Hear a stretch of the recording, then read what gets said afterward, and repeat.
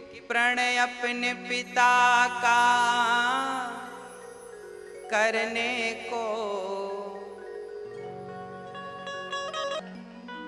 सारी प्रजा जब राम जी वनवास के लिए घर से निकले, राम लक्ष्मण को जब देखा सारी प्रजा ने राम राम, आज राजा बनने का था और राम को आज वनवास भेज दिया। कैकई को लोग गालियां दे रहे हैं, जिह्वा पर कीड़े क्यों नहीं पड़ गए, क्या क्या नहीं कहा, कैकई को दोष लगाया। और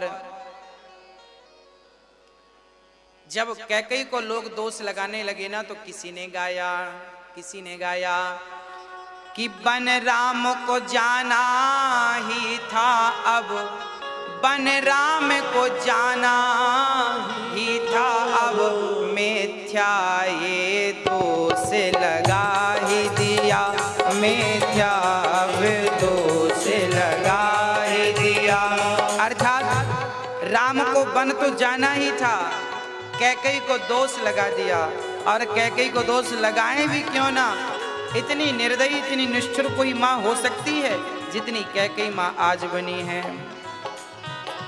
कैकई का वचन पूरा करने को, कैकई का वचन पूरा लो से नाता तोड़ चले, महलों से नाता तोड़ चले।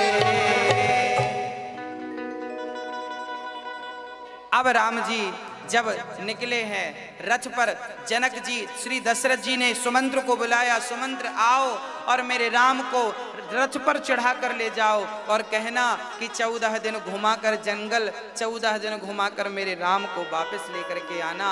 अब सुमंत्र जी रथ पर लेकर के जब चले हैं, सारी प्रजा राम के लिए रो रही है, सारे बच्चे सारे बूढ़े राम के रथ के पीछे हा राम हा राम। गोस्वामी जी लिखते हैं कि जब राम विदा होने लगे अयोध्या से, तो वहां पर दुख को भी दुख हुआ था। राम को वनवास जाते देखकर वहां जो दुख नाम का जो भी होता होगा दुख, उस दुख को भी दुख हुआ।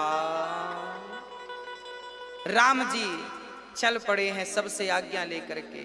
राम अपने पिता से, अपनी माँ से, अपने सुमित्रा माँ से, अच्छा कहा जाता है कि श्री लक्ष्मण जी उर्मिला से मिले बिना चले गए। जब उर्मिला को खबर लगी कि मेरे पति जा रहे हैं वनवास, तो उन्होंने थाली सजाई, पुष्प रखा, दीपक जलाया कि पति जा रहे हैं, तिलक लगाकर विदा करूंगी। पर लक्ष्मण से द्वार पर खड़ी उर्मिला इंतजार कर रही थी, क्योंकि लक्ष्मण को लगा कि जैसे सीता माँ ने जिद करके कहा को मेरी पत्नी कहने लगी कि मुझे भी ले चलो, तो मैं अपनी पत्नी को ले जाऊंगा, फिर राम की सेवा कैसे करूंगा, राम की सेवा कैसे करूंगा। इसलिए वहां उर्मिला खड़ी रह गई।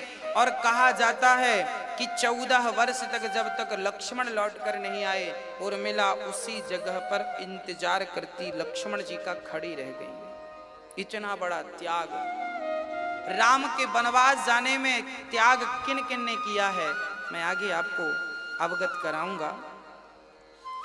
अब राम जी चल पड़े और कहां पहुंचे हैं, तमसा नदी के किनारे।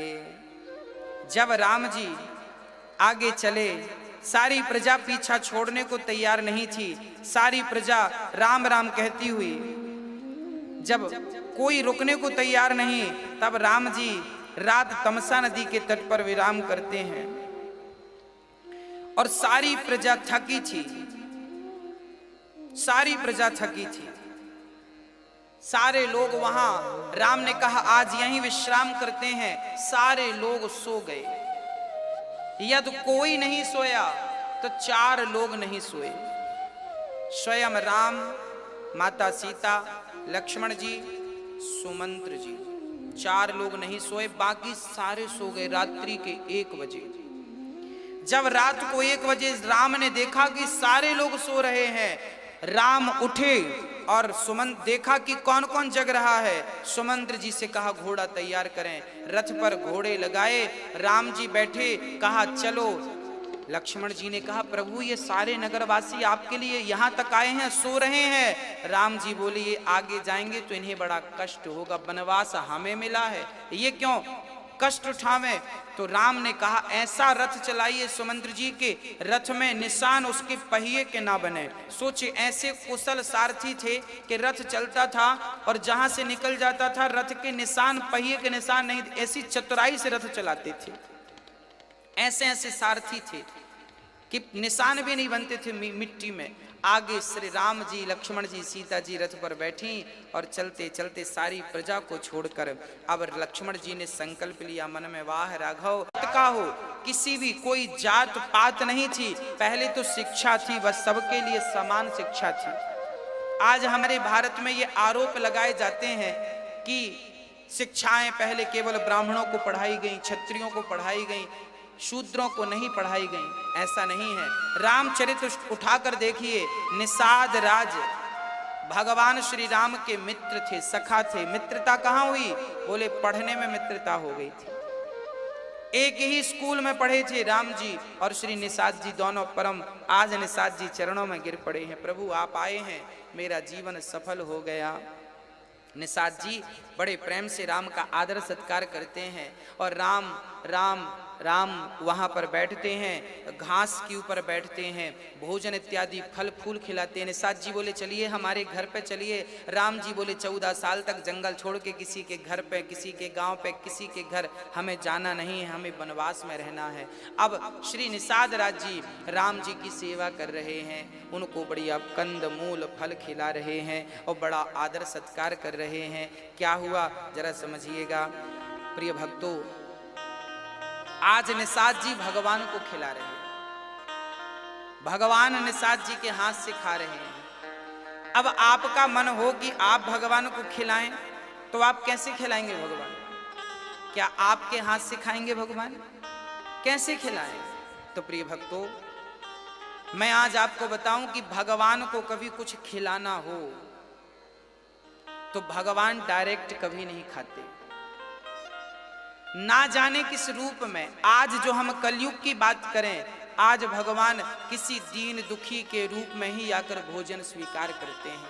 एक चर्चा मुझे स्मरण आ गई। एक बार क्या हुआ कि एक नन्ही सी बच्ची रहा करती थी अपनी माँ के साथ, एक बेटी थी।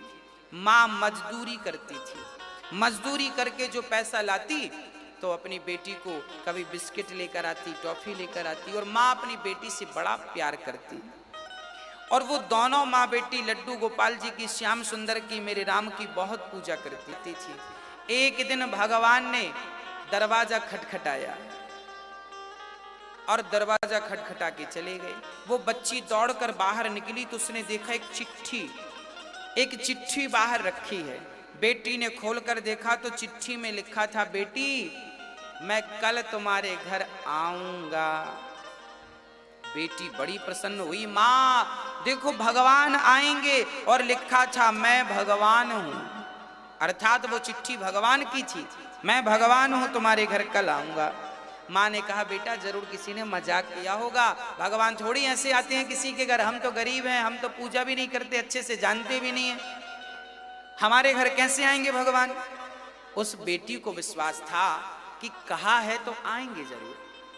उस बच्ची ने कहा माँ चलो भगवान आएंगे कल, उनके लिए कुछ शॉपिंग कर लें, खरीद लें।